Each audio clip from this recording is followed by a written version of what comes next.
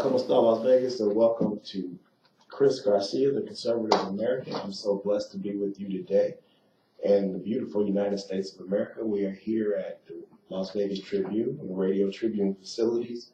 And what I want to talk to you about today is something that's been on my mind for a long time, and I think that it's going to be extremely important that Donald Trump deals with this issue coming up in his new administration. And that is the race issue in the United States of America. I think that it's something that needs to be dealt with head on. And I believe that there are excuses on everyone's side. And I think that the problem needs to be dealt with.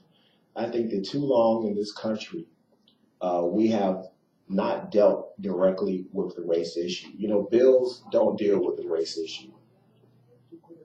You know, if you even changing people's hearts and changing people's minds, what usually deals with the race issue in any country, especially when you're dealing with the less fortunate or minorities, is the financial situation in those communities.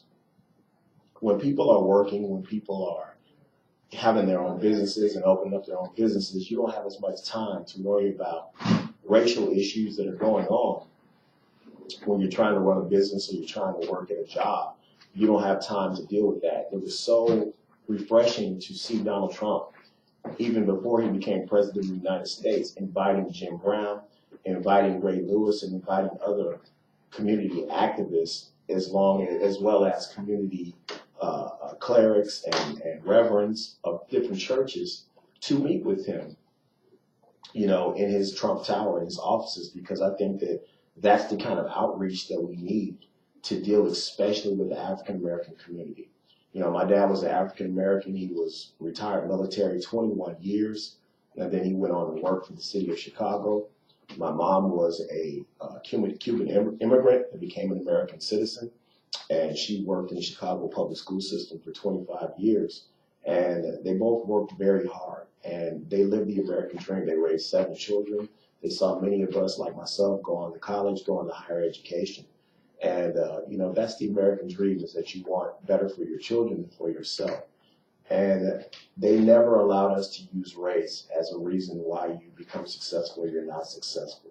It was always about how hard you worked and going to school and educating yourself. That was always what was very important to them. And if you look at Donald Trump and his family, especially his children and his beautiful daughter, they're very successful. They're highly educated. And I think Donald Trump does not look at people by race. I think that Donald Trump looks at people by whether or not you can get the job done.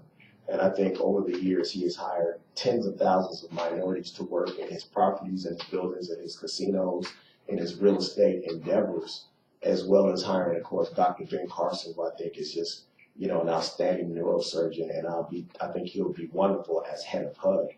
I think that those are the kind of people that, you know, it does not make a difference.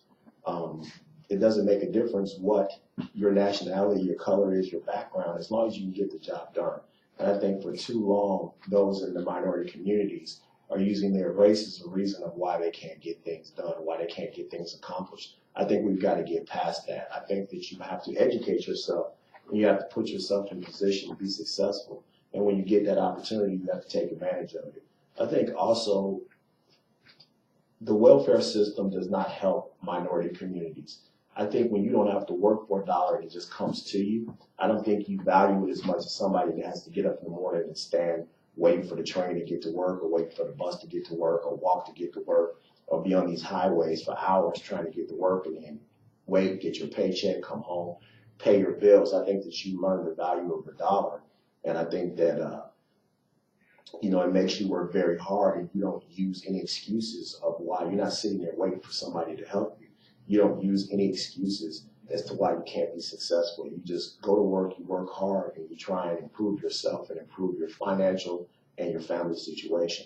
And I think that that's what I look forward to Donald Trump and this new administration doing for the minority communities, is that he goes in and he meets with local leaders and finds out what that community needs as far as an economic rebirth.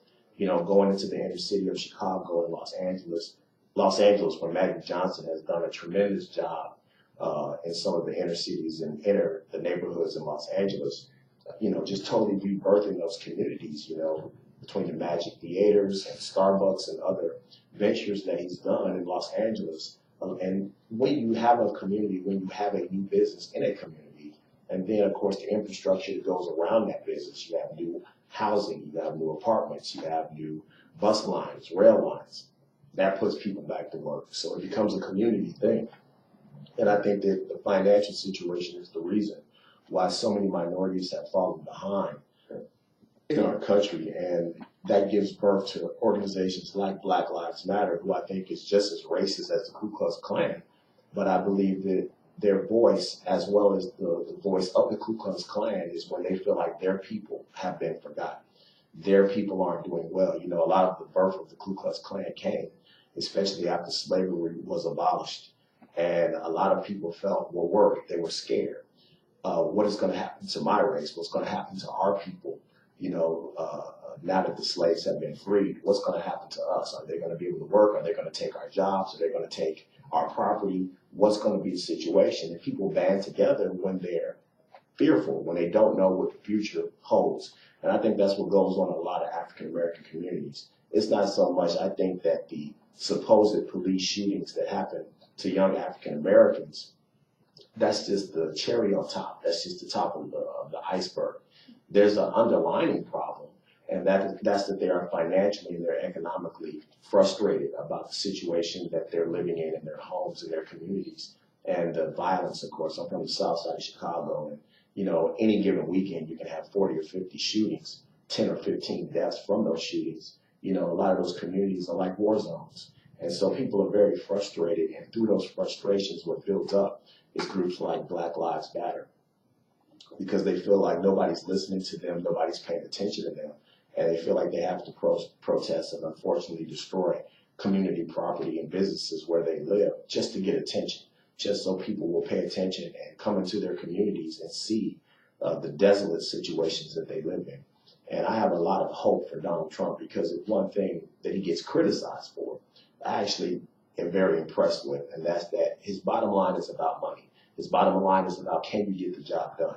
And I don't think that he's going to look at people. I think if he sees an economic situation that can be developed, if he sees an economic situation where, you know, he's going to collect taxes out of that neighborhood, that neighborhood is going to be rebirthed and rejuvenated, and that he can get people off the welfare line and off the welfare systems, that's something that he's going to, I think he's going to have grants, and I think he's going to have funds set aside for some of these inner city communities so that he can get people off the welfare rolls and get them onto the work rolls and get them into owning their own small businesses. So I think that's that Donald Trump and his administration, and I think that that's part of the reason that he hired Dr. Ben Carson to be head of HUD, because I think Dr. Ben Carson, of course, being an African American, and everybody looks at him being a successful neurosurgeon, but he was born to very poor means. You know, his family was very poor, and he had to work very hard to get through college, get through medical school. So he understands the plight of the inner city African American child, but he also realizes that you can become whatever you want to become if you work hard, if you study hard, if you go to school. And I think that he will work directly with Donald Trump as far as helping redevelop those communities. And I think education is second. I think besides the financial situation, I think that the educational situation in the inner cities for Hispanics, for low-income whites, for African Americans is preposterous. It's ridiculous. And, you know, most of these public schools, my mother taught in public school for 25 years in Chicago before she passed away of cancer. And I'm letting you know, I sat in many a day in some of these schools, and they are warehouses. You have 40, 45, 50 children per class. And these schools, and it's very hard for the teachers to have one-on-one educational opportunities with these children to get involved. My mother used to stay after school and deal with a lot of these children one-on-one. She used to spend time with them in their homes. She used to take some of them shopping if they were less fortunate and they didn't have shoes and clothes to go to school. And of course, that's been outlawed, you know, because of the lawsuits, because of some of the sexual harassment cases. Not only are teachers not allowed to spend one-on-one time with the students, but they already are you know, the classes are so packed that it's hard for them to, you know, be able to deal with a child one-on-one. So it's very frustrating for these teachers what's going on. So it's just very unfortunate.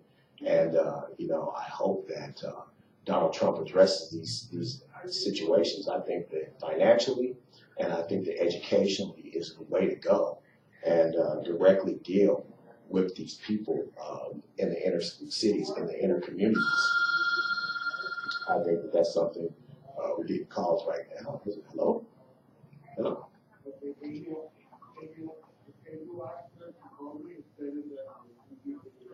Yes, I'm on the air right now. Would you like her to come over? Okay, well, will you just give us about 15 minutes and we'll be finished with the show? Right.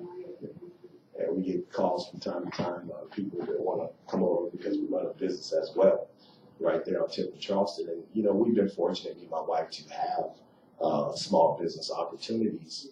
And, we've been blessed with an opportunity to have a small business. But those are the kind of opportunities that I think minorities need. Minorities need opportunities like that. They need to, see that there's a light at the end of the tunnel, but they're not always going to be in the situations or in the projects that they are in. Just tearing down projects like they did in Chicago doesn't solve any problems, because you just spread out the problem all over the city. A lot of the violence that's happening in Chicago is because they tore down from Great Green, because they tore down the Rupert Taylor homes and the other high-rises that were, the projects on the south side of Chicago and the west side of Chicago. And what they did was a lot of those people, especially the gang members, spread out all over the city, especially on the south side of Chicago where they could find cheaper apartments. And, of course, that just spread the gang violence all over the city where it used to be contained. And they did that in a lot of cities, a lot of whether it's Memphis or Baltimore, they tore down a lot of the poor public housing. And now the violence has spread all over the cities. And, that's a big problem in the inner city. But educationally, we have to attack. We have to have more vouchers. We have to have more private schools. We have to have more charter schools. And so these kids get more one-on-one attention instead of being in a class. A lot of these children have special needs as well. It's unfortunate. It just seems to be a one thing after another. But a lot of these lower income children have special needs. They come from parents that have special needs.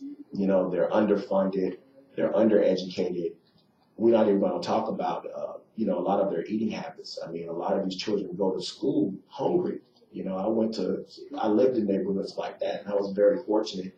I was one of the few children in the neighborhood that had both a mother and father at home, and especially a mother and father at home that both worked. And because my father was military, that house was very disciplined.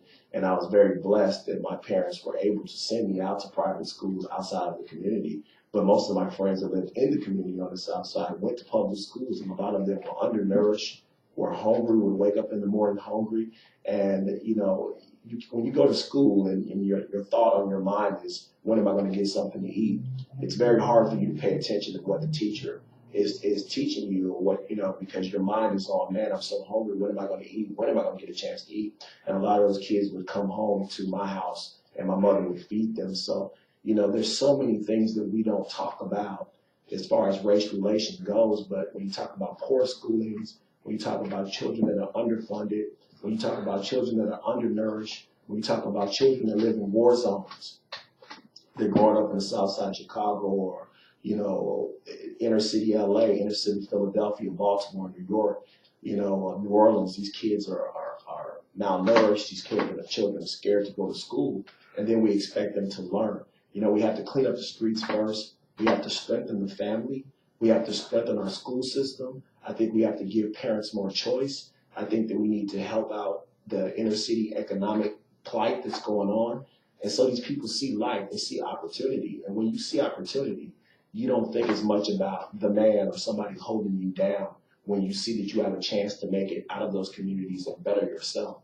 And I think that that's a lot of frustration that's going on. I don't agree with the groups that are being founded, especially Black Lives Matter, but I understand the underlying reason why they're founded, because they don't feel like they have a voice. And anytime people feel like they don't have a voice, they band together and they speak out. And a lot of people don't understand why they're doing that, because they say, well, look, this is America, and you have an opportunity just like I do. But a lot of these people don't have an opportunity from the day that they're born. It's not a level playing field. So Donald Trump always talks about when it comes to free and fair trade around the world, dealing with China, dealing with other countries, Mexico.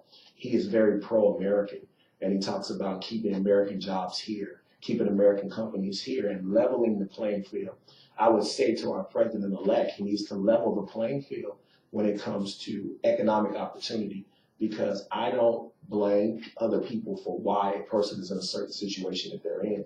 But I do blame them if that person did have a level chance. And growing up in some of these inner city communities, I know that some of these minority children, whether it be black or Hispanic or Asian or white, a lot of these children did not have an even playing field coming up. They didn't have equal schools. They didn't have equal opportunity. I mean, it's even hard. Like I said, equal nourishment. You go into some of these inner cities, and it's so hard to find a grocery store with fresh product, with fresh produce. And so they're malnourished, and what they are eating is fast food. They get diabetes at very young ages today. And so they're sick, they're malnourished, their schools are underfunded, they're overcrowded, and of course we all know what that leads to. That leads to, of course, these children getting into trouble and having records and having felony records, and of course then they go into the system. The system is overcrowded, whether it be the prison system, whether it be the DCFS, the Children and Family Services system. They're constantly in a system that is overcrowded. They're constantly in a system that's underfunded. They're constantly in a system where they're not getting one-on-one attention. And I hope and I pray that our president-elect directly addresses that. And I think people wonder, I think that when he met Dr. Ben Carson, the first thing that went through Donald Trump's mind is how educated and how intelligent this man was. And of course, he saw an African-American man in a very powerful position. He's one of our top neurosurgeons in the United States of America. But I think the first thing that he looked at was that he was an African-American man. He was extremely intelligent, and he came from humble beginnings. And so he didn't necessarily want to put him in a position of medicine, something that he was already well-rounded at, something that he could already do. I think he wanted to put Dr. Ben Carson in a position where Dr. Ben Carson would feel challenged, a new challenge, something that would energize him. And I think Dr. Ben Carson being head of HUD and dealing with the inner cities, I think will energize him and will allow him to use his intelligence. And I think that Donald Trump has a lot of respect for Ben Carson. I think that they will make a good team as far as that's concerned. But I pray that our president-elect continues to look out to other leaders, other reverends, church leaders, community leaders in the inner cities, whether they be black or Hispanic or Asian, and continues to make contact with those leaders in the inner city, continues to reach out to them. And I pray that those community leaders reach out for Donald Trump. The election is over. Hillary Clinton didn't win, even though that comes as a big surprise. And I was talking to my friend John Estrada, and he said, hey, the liberal media lied to the liberals. They lied to the Democrats and said that she was going to win that election, but she was not ahead in the polls in a lot of those states. And the forgotten man and the forgotten woman came out to vote for Donald Trump. And a lot of people in the inner cities, a lot of minorities, did not come out for Hillary Clinton because they felt frustrated. They didn't feel like she was talking to them. They didn't feel like they could trust her. They felt like she was in it for herself.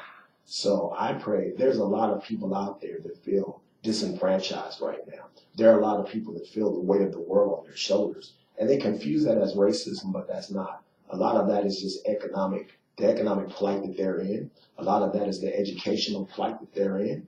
And they don't feel like they have a fair chance, a fair playing field, a fair opportunity to go to college, to go to graduate school, to open up small businesses. They're not going to get the loan for the house. They're not going to get the loan for their small business. They feel very frustrated right now. And I pray that Donald Trump reaches out to those people and they feel like they're involved in the United States of America. They're a part of the United States of America.